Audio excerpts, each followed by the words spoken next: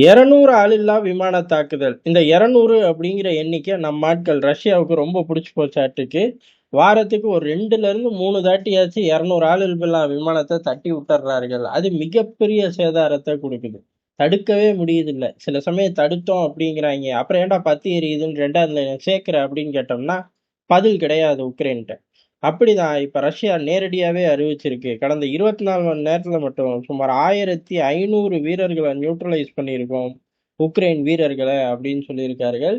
இது மட்டும் கிடையாது. இது ரஷ்யாவுக்கு ஒரு பெரிய விஷயமாவே இல்லைங்கிற மாரி காட்டியிருக்காங்க. காரணம் என்ன அப்படின்னா, யுத்தம் நடக்கக்கூடிய பகுதிகள்ல ஏறக்குறைய ஒரு 100 செட்டில்மென்ட்ல ரஷ்யா மிகப்பெரிய அளவுல அட்வான்டேஜ் எடுத்து முன்னேறுது அப்படின்ருக்கார்கள். அப்ப கணிசமான பகுதிகள சில மணி நேரங்கள்ல கைப்பற்றப் போறார்கள். அதாவது 24ல இருந்து ஒரு 48 மணி நேரத்துக்குள்ள கைப்பற்றுறதுக்கு அதிக வாய்ப்பு. ஏன் அப்படின்னா, இப்ப அவர்கள் அறிவிச்சதே 24 மணி நேரத்துல 1500 வீரர்கள நியூட்ரலைஸ் பண்ணியிருக்கோம் அப்படின்ருக்கார்கள்.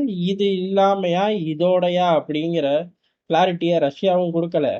உக்ரைனும் இப்படி ஒரு தாக்குதல் நடந்துச்சு, இப்படி ஒரு சம்பவம் நடந்துச்சு. 100 செட்டில்கள் மேல இவர்கள் ஜம்முன்னு பயணிக்கிறார்கள்னு சொல்ல முடியாது. 100 செட்டில்மென்ட்ல ஆக்ரோஷமா ரஷ்ய படைகள தடுத்துக்கிட்டு இருக்கோம் அப்படின்னு முன்னாடிலாம் சொல்லுவாய்ங்க. இப்ப அது கூட சொல்றதில்ல. இந்த 200 ஆளில்லா விமானம் இந்த பகுதிகள்ல தான் தாக்குதலா? வேற பகுதியில எதுவும் தாக்குனோமா அப்படின்னு ரஷ்யா சொல்லல. சொல்ல வேண்டிய உக்ரைனும் சொல்லல. இந்த அளவுக்கு கச்சிதமா யுத்தத்த ரஷ்யா நடத்தி போய்க்கிட்டு இருக்கு. இப்ப கூட யாருமே எட்டி பார்க்கறதில்ல.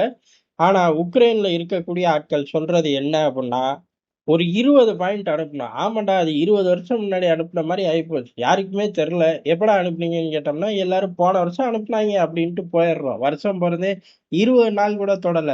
ஆனா இவனுங்க போன வருஷம் அனுப்புனாய்ங்கல்ல அப்படின்னு சொல்லி சொல்லி அதுக்கு வேல்யூவும் இல்ல, மைலேஜும் இல்லாம மாறி போச்சு. அந்த 20 பாயிண்ட் கொண்ட சாராம்சத்துக்கு ரஷ்யா இன்னும் பதிலே குடுக்கலையாமா. நாங்க என்னைக்கோ ஒத்துக்கிட்டோம். ரஷ்யா தான் ஒத்துக்கணும் அப்படின்னு சொல்லி உக்ரைன் இப்ப பேச ஆரம்பிச்சிருக்கு. இது ரொம்ப அதிசயம். இத காட்டிலும் தலைவன காணோம்னு ஒரு வாரமா நம்ம தேடிக்கிட்டு இருந்தோம். தலைவர் ஜெலன்ஸ்கியே வெளில வந்து சொல்ட்டாரு. என்ன 20 பாயிண்ட் எழுதி குடுத்தோம்ப்பா போன வருஷம். அதுக்கு உங்க ஆளுங்க பதிலே சொல்லல. அதுக்கு பதிலா எங்கள போட்டு அடிச்சுக்கிட்டு இருக்காய்ங்க. குளிர்ல நாங்கலாம் உறைஞ்சு போறோம் அப்படிங்கிறாய்ங்க. அங்கெல்லாம் 2 சிஸ்டம் இருக்கும் நமக்கு தெரிஞ்சு. ஒண்ணு ஹீட்டரு அதுக்கு எலக்ட்ரிசிட்டி வேணும். இல்ல ஜெனரேட்டர் வச்சு ஓட்டுவார்கள். இன்னொன்னு வீடுதோறும் ஃபயர் கேம்ப் இருக்கும். இல்ல, இல்ல கஷ்டப்படுறார்கள். உனக்கு ரஷ்ய பாசத்துல கண்ணுக்கே தெரியாது அப்படின்னு நம்ம ஆட்கள் திட்டக்கூட கூடும். இருக்கு. இல்லேன்னுலாம் சொல்ல முடியாது. ஆனா இவர்கள் சொல்ற மாரி இருக்கறக்கு வாய்ப்பில்ல. ஏதோ ஒண்ணு சரண்டர் ஆனா முடிஞ்சு போச்சு அப்படின்னா, நான் சரண்டர் ஆயிட்டேன் அப்படின்னு இப்ப ஜெலன்ஸ்கி கதர்றார். அதத்தான் நம்ப முடியுதுல்ல.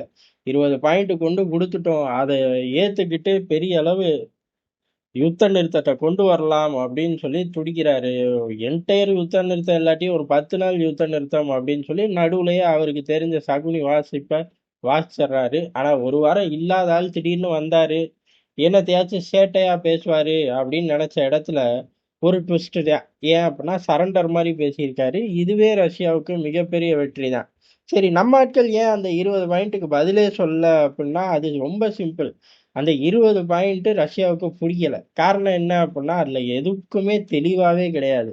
எல்லாத்தையும் செய்யப்படும், செய்யப்படுறதாக உறுதியளிக்கப்படும். இந்த மாரி தான் இருக்கும். இது செய்ய மாட்டோம், இத செய்வோம் அப்படிங்கிற கட் அண்ட் ரைட் ஃபார்மட்ல கிடையாது. அதுலயும் குறிப்பா இந்த பயலுக நேட்டோக்கு வருவாய்ங்களா இல்லையாங்கிறதே அதுல பெருசா இல்ல. ரஷ்யாவ பொறுத்தவரையும் சிம்பிளா இதெல்லாம் ஒத்துக்க மாட்டோம். இதெல்லாம் இல்ல மாத்தி அமைங்க அப்படின்னு சொல்லலாம். ஆனா அப்பயே நம்ம விரிவா பார்த்தோம். ரஷ்யா ஃபர்ஸ்ட் நாங்க வச்ச டிமாண்ட நோக்கி போங்க. நீங்க தனியா டிராஃப்ட் பண்ணி கொண்டு வரதெல்லாம் வச்சுக்கிட்டு இது சரியில்ல, இது சரி இருக்கு அப்படின்னு சொல்றதுக்கெல்லாம் நாங்க ஆள் கிடையாது. யுத்தத்துல நாங்க தான்டா முன்னேறிக்கிட்டு இருக்கோம். நீங்க தான்டா வந்து சரண்டர் ஆகணும் அப்படின்னு சொல்லி அப்பவே அடிச்சு பத்தினார்கள். எப்ப அமெரிக்காவே அடிச்சு பத்தினார்கள். இப்ப ரஷ்யா முடியாம போய் இதே போக்குல சரண்டர் ஆக வரேன் அப்படின்னா ஒத்துக்க மாட்டார்கள். அப்ப மிக விரைவில் அந்த பக்கம் அவனுங்க பிஸியா இருக்கிறனால, இந்த பக்கம் உக்ரைன் யுத்தம் எப்ப வேணாலும் முடியும். உக்ரைன் யுத்தம் நின்ன உடனே கிரீன்லாண்டோ, இல்ல ஈரானோ, இல்ல இப்ப நம்ம பட்டியல்லே இல்லாத ஒரு புது ட்ரிகரோ உருவாகுறதுக்கு அதிக வாய்ப்பு. அதனால தான் பிளேயர்க இந்த யுத்தத்த முடிப்போம். நீ போய் சொல்லு நான் சரண்டர் ஆகுறேன் அப்படின்னு சொல்லி நமக்கு தான் தெரியாது. வெலன்ஸ்கி மண்டையில யாராச்சும் ஒருத்தர் அடிச்சிருக்கா அதிக வாய்ப்பு இருக்கு. இல்லாட்டி இவ்வளவு பவுஷா வந்து இந்த ஆள் 1 வாரம் கழிச்சு பேசுவாரான்னு கேட்டா, பேசுறதுக்கு வாய்ப்பு இல்ல. அப்ப உக்ரைன் யுத்தத்துல ரஷ்யா எவ்வளவு அக்ரஸிவா முன்னேறுதோ, அது இப்ப நம்ம தினமும் பார்த்துக்கிட்டு இருக்கோம். அதே அளவு அக்ரஸிவா இவனுங்களும் சரண்டர் ஆக வந்துகிட்டு இருக்கார்கள் அப்படிங்கிறது தான் எதார்த்தமான உண்மை.